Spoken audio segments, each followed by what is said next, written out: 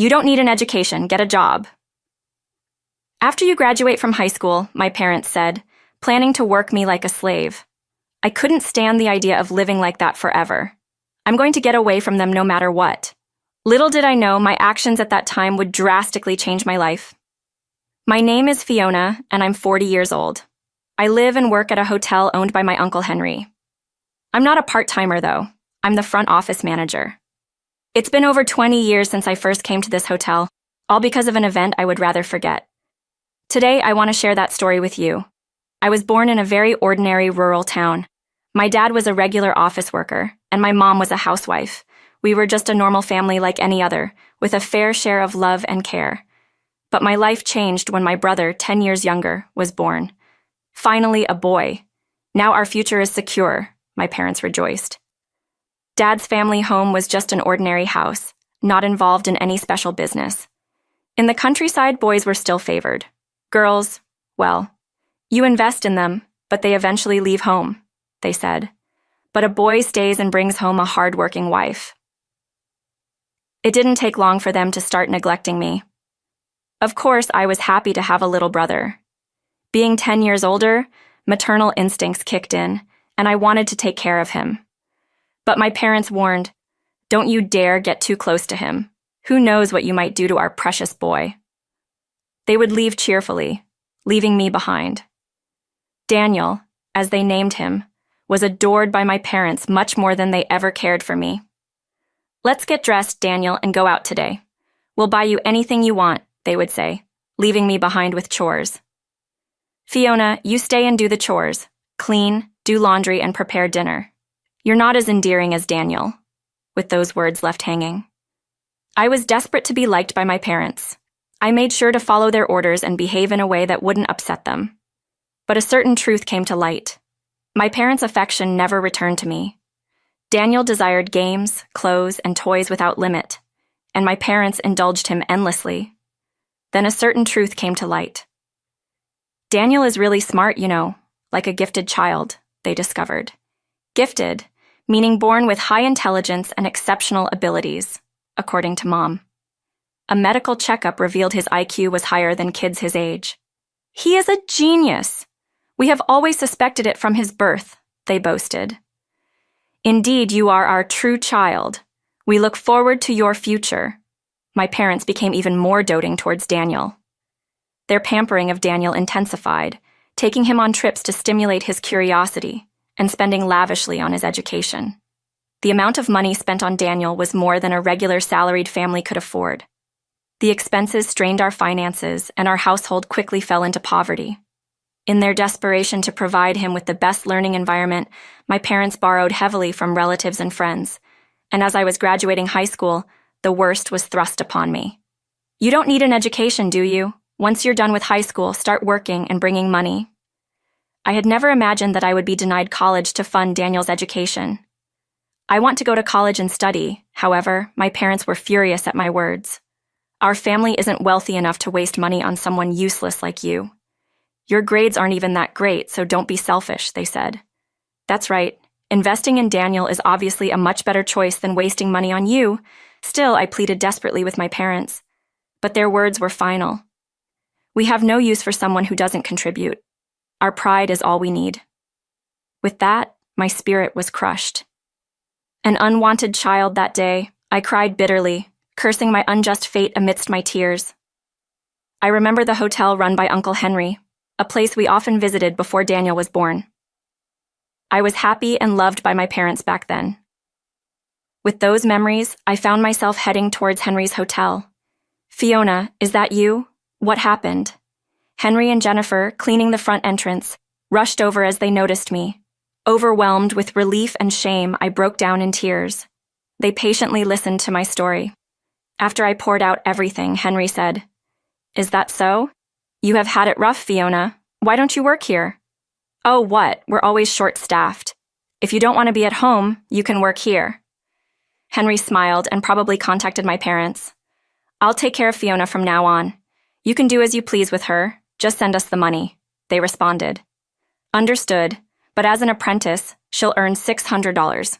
That's the most I can offer," Henry said. "600? That's too little." Look, I'm not doing this out of charity. I'm hiring an inexperienced worker. She'll live and work here, so we'll take care of board and lodging. After deducting that, $600 is what's left. It's fair enough. Henry was firmer than usual. I worried if I was about to be put in a terrible situation. Was Henry's kind smile justified? Such anxieties crossed my mind. Despite hoping my parents would object to such conditions, they agreed. Fine, we need the money anyway, but make sure you write a contract stating you won't complain about how we do things. That's how I ended up with Henry and Jennifer. Don't worry, Fiona. Everything will be fine now, Henry said. But I wasn't ready to just start working. I really wanted to go to college. Of course you will. What about making studying and enjoying college life? Your job here, Jennifer proposed. Is that really a job, though? I was full of questions. Jennifer affirmed Henry's idea. Yes, you'll have plenty of time to work when you're older. For now, enjoy being young.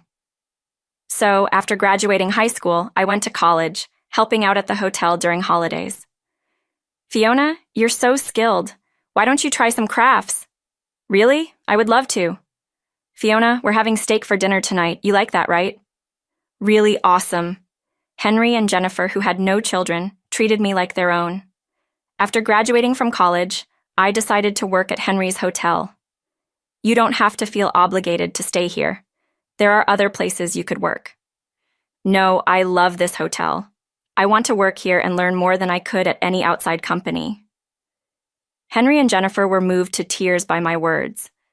The tough times I spent with my biological parents seemed distant compared to the joy I found at the hotel as an employee. Henry and Jennifer became stricter, but I was happy to be treated as an individual and didn't mind the hardship. 10 years had passed since I arrived at Henry's. Daniel must be in high school by now, I reflected. 10 years ago, denied college and funding, refugee here while reminiscing, I continued cleaning the guest rooms. Then, "Hey, what's going on here?" That was a familiar voice. I turned towards the voice and saw my parents, whom I hadn't seen in a long time. "Where's the money? This month's payment hasn't been made. What's the meaning of this? Where is she? She's supposed to be working properly, right?" They demanded of Henry and Jennifer. "Come inside," Henry said with an unusually stern face, while Jennifer looked at my parents with cold eyes. The 5 of us, including my parents, Henry, Jennifer, and myself, sat down to talk. Dee was the first to speak. "What's this about? Fiona's salary should be sent monthly. Why hasn't it been done this month? We need that money. Daniel is going to college next month. How are we supposed to pay for it without that money?" "Be worried. Is Daniel going to a private university?" I felt someone detached from their conversation. "Remember the agreement. You promised not to interfere with our employees' matters," Henry replied unwaveringly. "That's financial matters, preposterous. Fiona is our daughter," my father retorted. "It's quite something for you to say that after neglecting her for 10 years, only caring about the money," Jennifer coldly responded. But their focus remained solely on financial matters, like a broken record. "Just give us the money. Do you have any idea how much college costs?" "Calm down. Daniel is going to work at the hotel starting next month," Henry revealed. "What?" Even I was surprised by this announcement. "How come Daniel is going to work here?" my parents questioned. "I received a call from him last month. He wanted to work here, so he sent his resume, and we conducted a phone interview. He was quite eager, so I hired him on the spot," Henry explained with a smile. "Wait a minute. What do you mean we don't approve of this without our consent?" My parents objected. "That's why we're glad you came. Please sign here to approve," Jennifer requested. What I finally understood, Henry and Jennifer knew my parents would never come unless they felt it was their own idea, so they manipulated the situation to bring them here. Originally, the money sent to you was at Fiona's request to ensure Daniel didn't live in hardship. But now that Daniel is willing to work, there's no need to send money anymore. That's why we stopped the payments," Henry stated. Of course, I had no knowledge of this, as I had left all matters of sending money to my parents to Henry and Jennifer. "I won't accept this. Daniel is exceptional. He's not like those who are useless without a college degree," Dad exclaimed, pointing at me. "Not attending college? What are you talking about? Fiona graduated from a state university," Mom said. "A state university? When did you? I have already graduated and I'm working at this hotel. What? I spoke to my parents for the first time in nearly a decade. And then, another guest entered the scene. I'm living here from today, Daniel declared in his hotel uniform, speaking curtly. Daniel. Mom covered her face in disbelief. Daniel, looking good. Is the uniform fitting well? It's fine. I look forward to working with you, Daniel replied, bowing to Jennifer. Mom tearfully confronted him. Daniel, you're a smart boy. You shouldn't be doing this kind of hospitality work meant for anyone. You're meant for more dignified work. I'm not smart. I had bad grades in high school according to Dad. And Mom, doesn't that make me useless? No, we never meant that, Dad said to Fiona, preventing her from going to college. Then I surely don't deserve to go, right? But nowadays, not going to college is this embarrassing. Then as parents, you embarrassed your own daughter by doing exactly that. How does that reflect on you? We thought you had talent and invested heavily in you. That was never my request. Each word from my parents boomeranged back to them by Daniel's quick wit. He's too quick, I thought, more adept than a seasoned comedian as my parents were left speechless. Henry added, You see, the kids have grown up far beyond what you think. But then, what were our 18 years of raising him for? How much we have done for him? Daniel retorted sharply.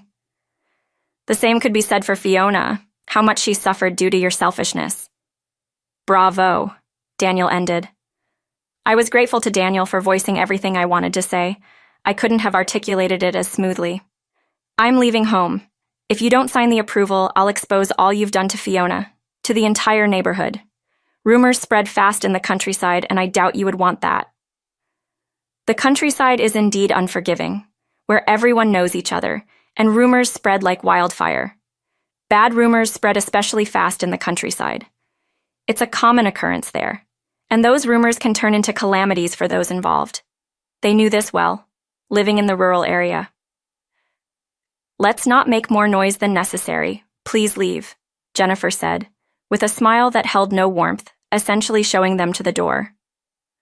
I stood protectively in front of Daniel, ready to shield him. From now on, please leave your child to us, like Jennifer. I mastered my best smile to see them off. Unbeknownst to our parents, I have been occasionally meeting and talking with Daniel since I left home. Sneaking around to see him without our parents knowing was quite a challenge. However, I was worried about my younger brother growing up under our abnormal parents. As he became older, Daniel began to realize the abnormality of our home environment. We had built a sibling bond in secret, away from our parents. That was quite the comeback, Daniel. Well done, I said to him with a smile. And Daniel replied, That was all a script from Henry.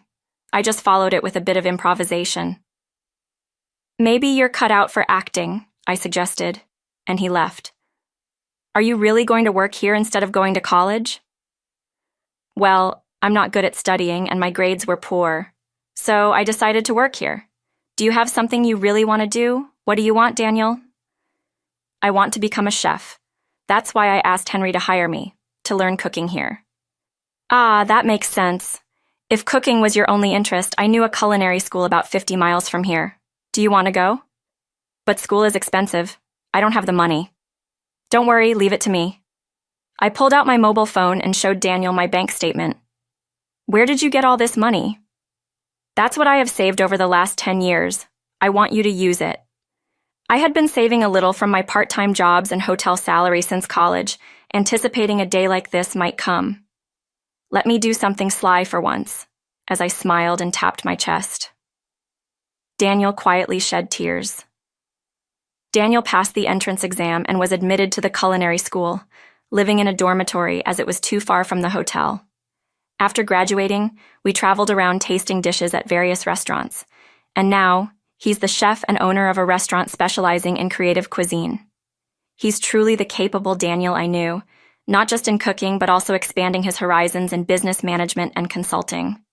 He seems to be enjoying the challenging work every day, occasionally returning to the hotel to discuss cooking and new business strategies with Henry and Jennifer. One day, I would like to come back to this hotel after getting more experience, he says. Since then, my parents, shamed by their children's departure and exposed by neighborhood gossip, have fled their home. Who liked since then the information that the house is toxic? It's best to stay away. To do such a thing as selling their children, it's just awful. I don't want anything to do with them. The house is considered toxic, and they have become isolated, now living quietly somewhere else. Occasionally, they contact Henry and Jennifer, longing to hear from or see their children. You don't have children. We're taking care of them. No. But they firmly rejected. As for me, I'm still working hard every day as the front office manager. Recently, Henry and Jennifer made me an offer. How about taking over the hotel eventually? We know it's a demanding job, but we believe Fiona can handle it. Hotel manager Jennifer had aged considerably, and it's clear they both want to retire and enjoy the rest of their lives. I understand. I'll do my best to repay your kindness, I replied without hesitation. I'll need to be calm and composed considering I'll be the hotel manager one day. It's been a tiring life, but now I find each day fulfilling. I used to live so carefully not to upset my parents, but now here I am instructing employees to greet customers with a loud and cheerful voice. That's what I'm doing now. Life is really unpredictable. Whenever I see you, Fiona, you're always so beautiful and energetic. What's your secret? Customers sometimes ask this. I always respond. Perhaps it's living each day with dedication.